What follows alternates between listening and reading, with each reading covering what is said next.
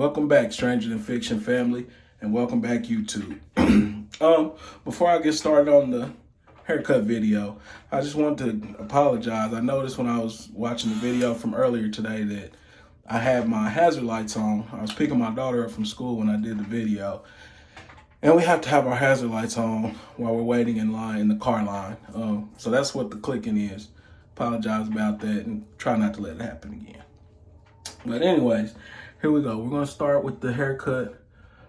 Like I said, I just got some trimmers or some edges, whatever you want to call them. And I'm going to be in the mirror mostly. I won't be looking at the camera too much. And we'll go from there. So, like I was saying, have to keep it short.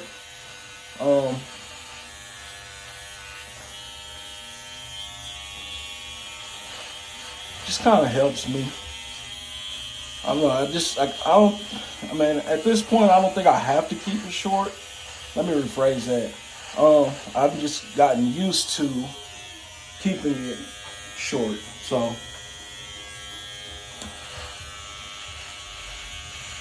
like I said, the healing process as far as the top of my head is pretty much complete. So I don't get any better, any worse than what it is at this point. As long as I keep it clean, like I'm supposed to. But you can see, like right around the edges, I don't know how well you guys can see it, but you know, it's, like I said, stitched together. I'm gonna try and show you the ridges in my head that I was telling you about in the last video once I finish cutting it. And tomorrow, hopefully tomorrow morning, I get a video of my wife cleaning my back. Won't get it today because once I finish this, I'll hop in the shower and she'll clean it for me in the shower.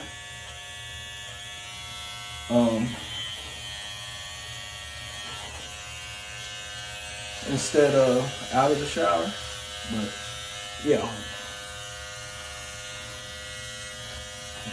I'll try to get a video of her cleaning it out of the shower, and that'll be you guys' first look at my back, and you'll get to see, exactly what it was that I was talking about. Now, once I get up to these ridges, like I was saying, they hurt a little bit. So actually, cutting around them hurts a little bit also. But the pain's not bad. It's not, one of those pains where it's like, oh my gosh, I'm dying. It's just, a little bit of pain that comes with it. And like I was saying, my left shoulder, it only comes up about this high. So I have to deal with that. Like I said, try to get more flexibility in it. They tried to send me through physical therapy for it, but didn't really do anything. Helped a little bit. I'm not gonna say it didn't do anything. Helped a little bit, but still don't have full range of motion in that shoulder. And that's the shoulder that I'm actually getting the balloon surgery in. It's basically, and I'll show you guys once I do the cleaning video, you'll be able to see the open part where they're going to put the balloon in and get it done. And also, before I forget, because I've forgotten on every other video I've done so far, don't forget to like, share, comment, subscribe. If you have any questions, feel free to ask. I'd love to answer them. Let's get the channel to 1,000. Tell everyone to subscribe. You know someone who's gone through anything or who's going through something, get them to subscribe to the channel. We'll get to 1,000, then we can go live and I can answer your questions live. Eventually, once that starts to happen, I can go live, bring someone on with me, do interviews, questions, let some other people kind of tell their stories, on, whatever they may be going through. You never know what someone else is going through. A lot of times we think we're the only ones, And man, believe me, we're not. Now, I would like to, if anyone out there knows someone who has gone through what I'm going through, I would love to see that. You know, I guess I shouldn't say I would love to see it, but I would love to interact with someone who's gone through, what I've gone through, because according to the doctor, the infectious disease doctor who took care of me while I was in the hospital, and for the first year of me being out of the hospital, I no longer have to see him because the meds that they had me on, it's called methocarbamol, something like that. I had to take it for exactly 1 year from the date of my last in-hospital surgery. So I took that for a year, got that done. I don't see him anymore, but I do plan on, if my channel grows big enough and there's enough people that are interested, I do plan on going back and talking to him. One of the infectious disease doctors that worked on me is actually really good friends with my aunt. My aunt works in the hospital that I was in. She's been there since I was young, so 30 plus years. She's been as long as I can remember, so it's over 30 years. Like, she should have been retired, but she just works.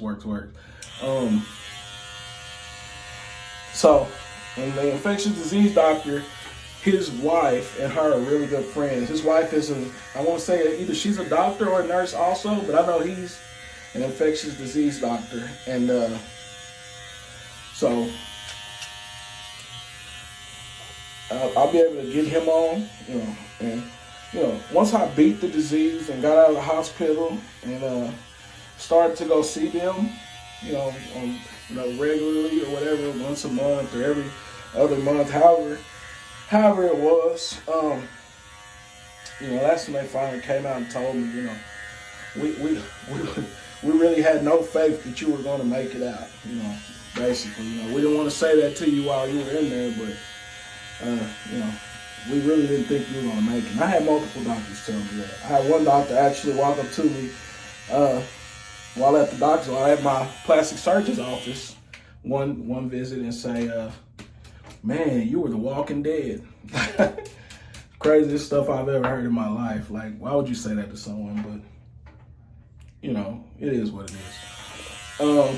But the infectious disease doctor actually told me, out of every case that he's ever had to deal with the mucormycosis or the black mold, black fungus, whatever you want to call it, he said out of all the cases that he had, I was the only one to survive. Now, with saying that, he did tell me, he said, I haven't done, thousands of cases. He said, but I've had, quite a few cases of it. He's like, and you're the only one to make it out. He was like, I don't know how you did it. I don't know what you did. That was so different, but you are the only one I can, say, any of my patients who, went through that and came out on the other side. So, that makes me feel good. That made me feel good for the people who didn't come out on the same side as me, but, the entire time I was in the hospital, that's one thing I can say is I never lost hope. From the moment I went in to the moment I came out, I never felt as if I was going to die in the hospital. I always kept a positive mindset. I always, I told my wife, I told my father-in-law, I told my mother, I told my kid, I told everybody, man, I'm coming home. Nothing they can do to stop me. I'll be back home. It was tough. It was rough at times, but excuse me. One thing I do believe in, in the Word of God, in the Bible, it says, life and death is in the power of the tongue. And I feel like when people get bad news, a lot of times they kind of give up. They tell you, oh, you got cancer, you have 3 months to live. And, people just, they go downhill from there. Some people are telling you got AIDS or you got HIV, and it tears them up inside. They can't live with that, news. And eventually, it takes them out of here. With me, You know, like I said, they told me you have a 3% chance to live. Period. You know, basically, like I told you guys before in the previous video, get your affairs in order. I looked at my wife and I told them, I said, they don't know who they're dealing with. I'm going home. Literally, that's what I looked at her and I said, they do not know who they're dealing with. I'm going home. I'm not going to die in this hospital. Here I am. And it's been over a year now. And, well, I got some company. As you guys you can barely see my daughter. You want to say hi, Amaya? Hi, guys. She's the reason I started this channel. She's been on me, you know, really hard. And here's my emotional support friend. Where did she go? Lola. She walked out. But my wife and kids got me a dog because I'm home by myself all day. And, you know, I needed something to do. You know, I needed a companion, someone to be here with me and, you know, give me a reason to, you know, keep striving other than just, you know, waiting for my wife to get off work or my kids to get out of school. So, I got me a dog. I don't know if you guys got to see her before she ran off, but she'll be in videos because she's home with me during the day. You know, while everyone else is gone. So, she most definitely. And then, summer break is coming, so you'll probably see my daughter a lot more because she wants to be in every video that I do. But you'll get to see my family as the, you know, time goes on, as the videos go. You know, I'll talk to them. I may not interview my daughter because she's so young.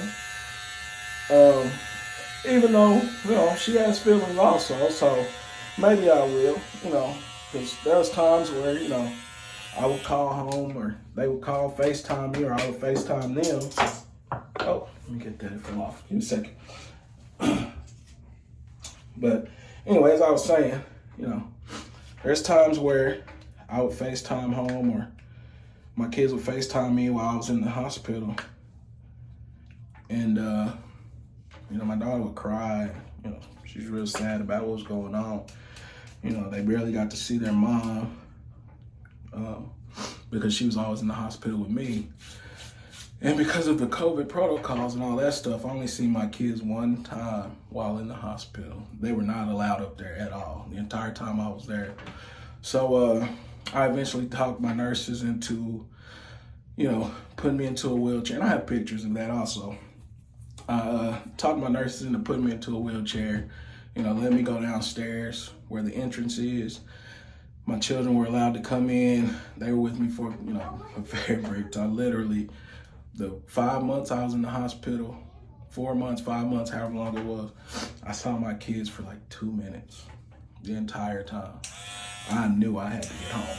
You know, that it wasn't fair to me, it wasn't fair to them, but, you know, with all this COVID stuff that goes on and, you know, it's just part of the way the hospitals are now, part of the way it's ran. Nothing you can do about it. I think it's changed now, actually, because when I went and got my, I think it was my I think it was my third skin graft. I had 3 skin graft surgeries. And I think on the third one is the one where, you know, I only spent one night in the hospital. I went home the next day. But on that surgery, they allowed more than one person because I think my wife spent the night, or no, I can't remember how it went, but excuse me, my grandmother and my mother are the ones who picked me up, who came. I think my mother stayed with me. And her and my grandmother picked me up, took me home from the hospital. My wife was busy with the kids or whatever. I can't remember. But I do remember it was my mom and my grandmother. And I'm going to try and, I know I probably didn't do as good of a job.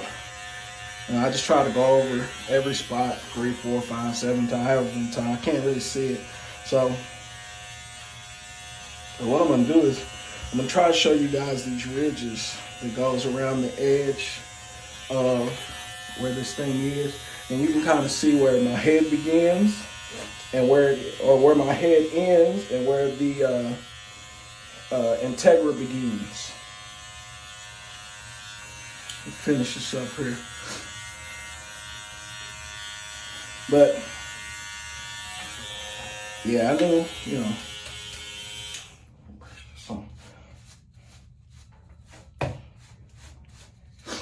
like I said, I knew I had to come home, And, I'll tell anybody, man, stay positive through, oh, this brush is so dirty. Anyway, need to get a new brush. Stay positive, man. Through whatever you're going through, you have to stay positive, If you believe, it's not going to always be that way. I understand that. But I feel like for the most part, if you believe that you can come out of something, then you have the ability to come out of it.